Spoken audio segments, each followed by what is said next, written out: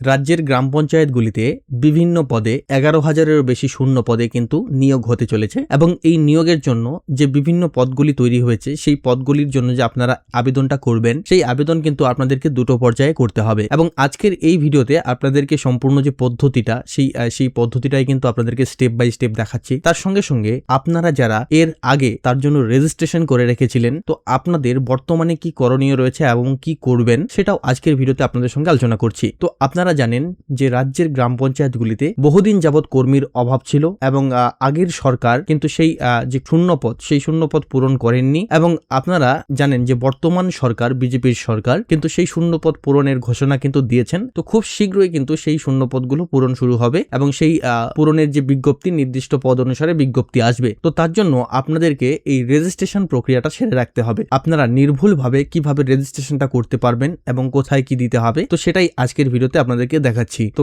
নমস্কার বন্ধুগণ, আপনাদের সঙ্গে রয়েছে আমি সমীর, আপনারা দেখছেন মাই স্মার্ট সাজেস্ট। তো চলুন আজকের ভিডিওর আলোচনা আমরা শুরু করি। তো তার জন্য আপনারা সবার প্রথমেই যেটা করবেন, আপনারা আপনাদের যে কোনো একটি ব্রাউজারে এসে সার্চ করবেন WB গ্রাম পঞ্চায়েত রিক্রুটমেন্ট। সবার প্রথমেই দেখবেন একটি ওয়েবসাইট আসছে পঞ্চায়েত রিক্রুটমেন্ট, এখানে ক্লিক করবেন। তো যখনই এখানে ক্লিক করবেন তো আপনাদের সামনে নতুন আরো একটি পেজ কিন্তু ওপেন হয়ে যাবে। পেজটি ওপেন হওয়ার সঙ্গে সঙ্গেই এই ধরনের একটি পপ আপ নির্দেশিকা আপনাদের সামনে চলে আসবে। দেখতে পাচ্ছেন West Bengal panchayat recruitment management system. বিশেষ নির্দেশিকাতে বলা হয়েছে বর্তমানে এই পোর্টালে শুধুমাত্র রেজিস্ট্রেশন ও প্রোফাইল সম্পূর্ণ করার প্রক্রিয়া চলছে। আগামী দিনে ডিস্ট্রিক্ট লেভেল সিলেকশন কমিটি তাদের নিজ নিজ শূন্য পদের বিজ্ঞাপনের মাধ্যমে ঘোষণা করলে আবেদন প্রক্রিয়া শুরু হবে। নিয়মিত আপডেটের জন্য পোর্টালটি ফলো করতে বলা হয়েছে। তো দেখুন এখানে যদি আপনারা নিচের দিকে আসেন, নিচের দিকে এখানে এলে দেখতে পারবেন আপনারা যে পদের জন্য আবেদন করতে যাচ্ছেন, কোন কোন পদে নিয়োগ হচ্ছে বাই পোস্ট সিলেক্ট করে আপনারা এখান থেকে দেখতে পাচ্ছেন যে সমস্ত পদগুলো রয়েছে গ্রাম পঞ্চায়েত বা বিভিন্ন জেলা পরিষদে বা পঞ্চায়েত সমিতিতে যে সমস্ত পদে নিয়োগ হবে সেই সমস্ত পদ কিন্তু আপনারা এখানে দেখতে পারবেন এবং সেই সমস্ত পদ এখানে সিলেক্ট করে তারপর এখানে সার্চ করলেই সমস্ত কিছু কিন্তু আপনারা এখানে পেয়ে যাবেন। অথবা আপনারা যদি চান আপনাদের যোগ্যতা অনুসারে কোন পদের জন্য আবেদন করতে পারবেন সেটা দেখতে চান তাহলে এখানে বাই কোয়ালিফিকেশন করবেন। কোয়ালিফিকেশন করে এখান থেকে আপনি আপনার যে যোগ্যতা রয়েছে সেই যোগ্যতা এখানে সিলেক্ট করতে পারবেন। তো এখানে class 8 pass, secondary, higher secondary, diploma, graduation সমস্ত কিছুই রয়েছে। তাছাড়াও আপনারা আপনাদের ডিস্ট্রিক্টে কোন কোন পোস্ট ফাঁকা রয়েছে সেটা যদি সার্চ করতে চান তাহলে এখান থেকে আপনি আপনার ডিস্ট্রিক্টটা সিলেক্ট করেও আপনি এখান থেকে দেখতে পারবেন। যারা গ্রাম পঞ্চায়েতের রিক্রুটমেন্টের জন্য আবেদন করতে চাচ্ছেন জানিয়ে রাখি তাদের সবাইকে কিন্তু প্রথমে রেজিস্ট্রেশন করতে হবে। এই গ্রাম পঞ্চায়েত রিক্রুটমেন্ট ম্যানেজমেন্ট সিস্টেমের যে অফিসিয়াল ওয়েবসাইট রয়েছে সেই অফিসিয়াল ওয়েবসাইটে আপনাদের প্রথমে রেজিস্টার করতে হবে, তারপর কিন্তু আবেদন করতে হবে। তো রেজিস্টারটা কিভাবে করবেন তার জন্য দেখতে পাচ্ছেন এইদিকে কর্নারে একটি অপশন রয়েছে, আপনারা দেখতে পারবেন। এখানে দেখুন একটি অপশন রয়েছে, এই অপশনে রেজিস্টার নাও যে অপশনটি রয়েছে এখানে আপনাদের একটি ক্লিক করতে হবে। তো যখনই এখানে ক্লিক করবেন আপনাদের সামনে এই ধরনের একটা কিন্তু নোটিফিকেশন আসবে। তো দেখুন ইম্পর্টেন্ট ইনস্ট্রাকশন এখানে বলা হয়েছে your mail ID, mobile number, first name, middle name, last name, date of birth and gender can not be changed after registration, so kindly fill the registration form with proper and correct information. তার মানে একটা কথা পরিষ্কার বুঝতে পারছেন, আপনাদের email ID, mobile number, আপনাদের নাম, তারপর হচ্ছে ডেট অফ বার্থ বা আপনাদের জেন্ডার, এই সমস্ত যে জিনিসগুলো এগুলো কিন্তু আপনারা একবার রেজিস্ট্রেশন হয়ে গেলে আর চেঞ্জ করতে পারবেন না। তো অবশ্যই এগুলো ফিল করার পর ভালোভাবে চেক করে দেখে নেবেন অথবা খুব সতর্কতার সাথে ফিল করবেন।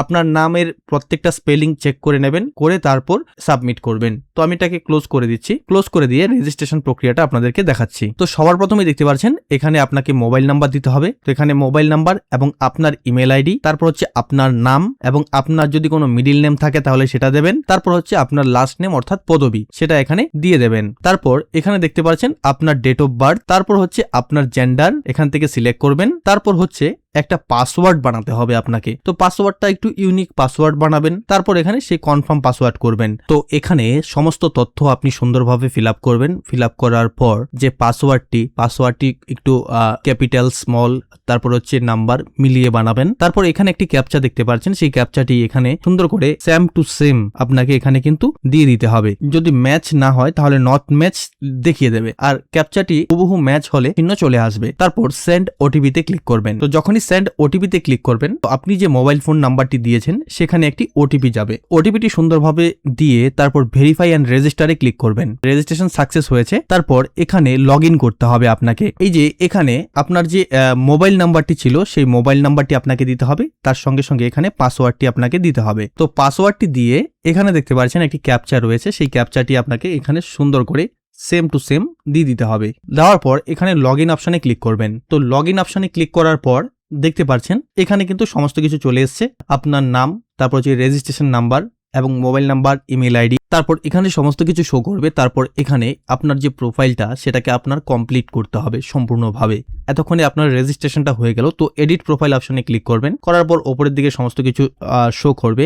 তারপর এখানে আপনি আপনার একটি পাসপোর্ট সাইজের ছবি 30 থেকে 80 কেবির মধ্যে আপলোড করবেন এবং এখানে আপনার একটি সিগনেচার 5 কেবি থেকে 50 কেবির মধ্যে আপলোড করবেন। করার পর নিচের দিকে দেখতে পাচ্ছেন জেনারেল ইনফরমেশন। তো জেনারেল ইনফরমেশনে ক্লিক করে দেখতে পারবেন যে আপনার সমস্ত তথ্য যে নামগুলো সেগুলো দেওয়া রয়েছে এবং কমিউনিকেশন যে ডিটেলস সেখানে আপনার মোবাইল নাম্বার এবং ইমেল আইডি থাকবে। তারপর সোশ্যাল ইনফরমেশনে আপনাকে এখানে দিতে হবে, সমস্ত কিছু ফিল আপ করতে হবে। এডিটে অপশনে ক্লিক করে এখান থেকে ফিল আপ করতে পারবেন আপনার রিলিজিয়ন এবং আপনার সোশ্যাল ক্যাটাগরি কি রয়েছে। তারপর হচ্ছে আপনার আইডেন্টিটি কার্ড। তো এখানে এডিটে আইডেন্টি কার্ড টাইপ, আপনি এখানে কি কার্ড সাবমিট করছেন সেটার নাম এবং কার্ডের নাম্বারটা দেবেন। তারপর হচ্ছে ফ্যামিলি ইনফরমেশন। এখান থেকে ফ্যামিলি ইনফরমেশনে আপনার হচ্ছে গার্জিয়ান নেম কি রয়েছে, বাবার নাম বা গার্জিয়ান নাম যিনি রয়েছে এবং আপনার মায়ের নাম এবং স্পাউস নেম এখানে আপনি এখানে দিয়ে দিতে পারেন। তারপর হচ্ছে আপনার যে পার্মানেন্ট অ্যাড্রেস, এখানে আপনি আপনার যে এডিট অপশনে ক্লিক করে আপনার যে অ্যাড্রেস যেটা রয়েছে সেটা আপনি এখানে দেবেন। আপনাকে দেখে দিচ্ছি, এই যে এখানে ক্লিক করবেন। ক্লিক করার সঙ্গে সঙ্গে কিন্তু এখানে সমস্ত একটা কলাম খুলে যাবে। তো এখানে সবকিছু টাইপ করবেন, এখান থেকে সিলেক্ট করবেন। সিলেক্ট করার পর এখানে সেভ অপশনে ক্লিক করবেন। তো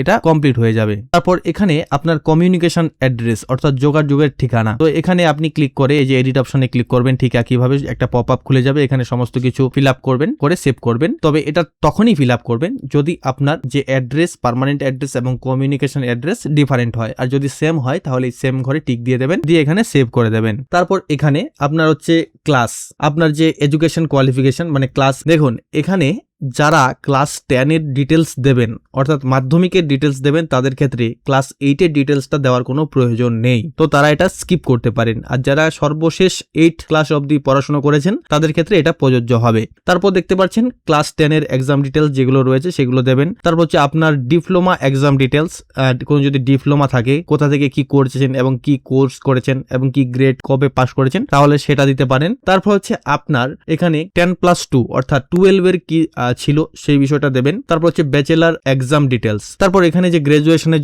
সমস্ত কিছু এগুলো অ্যাড করবেন। তারপর হচ্ছে পিজি এক্সাম ডিটেলস মানে পোস্ট গ্রাজুয়েট লেভেলের যদি কোন এক্সাম ডিটেলস যার ক্ষেত্রে প্রযোজ্য হবে তারা এখানে সমস্ত তথ্য দিয়ে সেভ করে দেবেন। তারপর এখানে রয়েছে এডিশনাল ইনফরমেশন। তো এডিশনাল ইনফরমেশনে আপনি আসবেন। এডিশনাল ইনফরমেশনে আসার পর তারপর এখানে এই যে দেখতে পাচ্ছেন এখানে ক্লিক করে এডিশনাল ইনফরমেশনে আসবেন।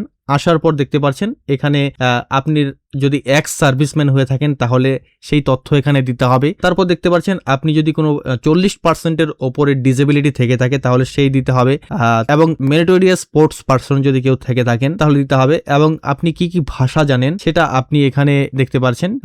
কি কি পারেন এখানে দেখতে পাচ্ছেন বেঙ্গলি। এখানে ভিউতে ক্লিক করলে দেখতে পাচ্ছেন স্পিক, আপনি কি বলতে পারেন, ইয়েস। তারপর হচ্ছে আপনি লিখতে পারেন, ইয়েস। তারপর আপনি পড়তে পারেন কিনা, ইয়েস। তারপর সেভ করে দেবেন। এটা কিন্তু সেভ হয়ে গেছে অ্যাকশনটা। তো এইভাবে দিতে পারবেন। তারপর দেখতে পাচ্ছেন DOEACC লেভেল বা আদার পোস্ট গ্রাজুয়েট ডিপ্লোমা সার্টিফিকেট যদি আপনার থাকে তাহলে সেই ডিটেলসও এখানে কিন্তু দিয়ে দিতে হবে। তারপর দেখতে পাচ্ছেন আপলোড। এখানে আপলোডসে ক্লিক করবেন। ক্লিক করার পর আপনাকে কি কি ডকুমেন্টস দিতে হবে এখানে দেখুন। এখানে হচ্ছে আইডেন্টিটি প্রুফ। আইডেন্টিটি প্রুফ হিসেবে আপনি যে ডকুমেন্টসটা দিয়েছেন, যেটা আপনি লিখেছেন বা যেটা দিয়েছেন সেই ডকুমেন্টসটা কিন্তু আপনাকে এখানে দেখতে পাচ্ছেন জেপিজি ফরম্যাটে 200 KB থেকে 2 MBর মধ্যে কিন্তু আপলোড করতে হবে। এখানে আপলোড অপশনে ক্লিক করবেন, তাহলে যেখানে রেখেছেন সেখান থেকে সিলেক্ট করে দেবেন। তারপর হচ্ছে তো এখানে দেখুন ক্লাস 10 এর এডমিট কার্ড অথবা আপনারা যারা ক্লাস 8 এরটা দিয়েছেন তাদের 8 এরটা দিয়ে দেবেন। এখানে ঠিক এখানে অ্যাকশনে ক্লিক করে আপনারা দিয়ে দিতে পারবেন। তো সমস্ত তথ্য দিয়ে কমপ্লিট করার পর আপনাদের যে রেজিস্ট্রেশন সেই রেজিস্ট্রেশন প্রক্রিয়া কিন্তু সম্পূর্ণ হয়ে যাবে। তো আপনারা দেখলেন কিভাবে আপনারা রেজিস্ট্রেশন করতে পারবেন, কিন্তু এখানে আপনাদের অনেকের মনের মাঝেই একটা প্রশ্ন জাগতে পারে, যারা এর আগের সরকারের আমলে বা 2 মাস 4 মাস 5 মাস 6 মাস আগে আপনারা রেজিস্ট্রেশন করেছেন, হতে পারে 1-2 বছর আগেও হতে পারে, যে কোনো সময় রেজিস্ট্রেশন করে থাকুন না কেন, আপনাদের সবার মনের মাঝে একটা প্রশ্ন জাগতে পারে যে আমরা তো এর আগে রেজিস্ট্রেশন করেছি, এবার কি তাহলে নতুন করে আবারও রেজিস্ট্রেশন করার প্রয়োজন রয়েছে কিনা বা নতুন করে কোনো রেজিস্ট্রেশন করতে হবে কিনা। তো দেখুন, আপনাদেরকে একটা পরিষ্কার কথা বলে রাখি যে আপনাদের যে সেই আইডিটি যদি অ্যাক্টিভ থাকে বা আপনারা যে রেজিস্ট্রেশনটি করেছিলেন সেই রেজিস্ট্রেশনটা অ্যাক্টিভ বা ভ্যালিড হলে আপনারা দেখতে পাচ্ছেন, এখানে দেখতে পাচ্ছেন যে ক্যান্ডিডেট লগইন বলে একটি অপশন রয়েছে। এই ক্যান্ডিডেট লগইন অপশনে ক্লিক করবেন। তারপর রেজিস্ট্রেশনের সময় যে মোবাইল নাম্বারটি আপনি দিয়েছিলেন সেই মোবাইল নাম্বারটিকে আপনি এখানে দিয়ে দেবেন। দিয়ে দেওয়ার পর সেই পাসওয়ার্ডটিকে আপনাকে এখানে দিতে হবে, দিয়ে ক্যাপচা অপশনে ক্লিক করে এখানে লগইন করতে হবে। আর যারা এর আগে আপনারা আইডি বানিয়েছেন বা রেজিস্ট্রেশন করেছেন কিন্তু বর্তমানে আপনাদের হয়তো পাসওয়ার্ড ভুলে গেছেন, তো সেটারও ব্যবস্থা রয়েছে। দেখতে পাচ্ছেন এখানে ফরগেট পাসওয়ার্ড বলে একটি অপশন রয়েছে। এখানে যদি আপনারা ক্লিক করেন তাহলে আপনাদের মোবাইল নাম্বার দিতে হবে, তারপর মোবাইল নাম্বার দিয়ে নিউ পাসওয়ার্ড, কনফার্ম পাসওয়ার্ড এবং আপনার ডেট অফ বার্থ দিয়ে এখানে চেঞ্জ পাসওয়ার্ড করতে পারবেন। তো যারা আগে রেজিস্ট্রেশন করেছিলেন আপনারা অবশ্যই একবার লগইন করে দেখুন যে আপনাদের আইডিটি সব ঠিকঠাক রয়েছে কিনা। যদি বাকি স্টেপগুলো কমপ্লিট না করে থাকেন বা কোথাও কোনো স্টেপে মিস করে থাকেন তাহলে সেই স্টেপগুলো কমপ্লিট করুন।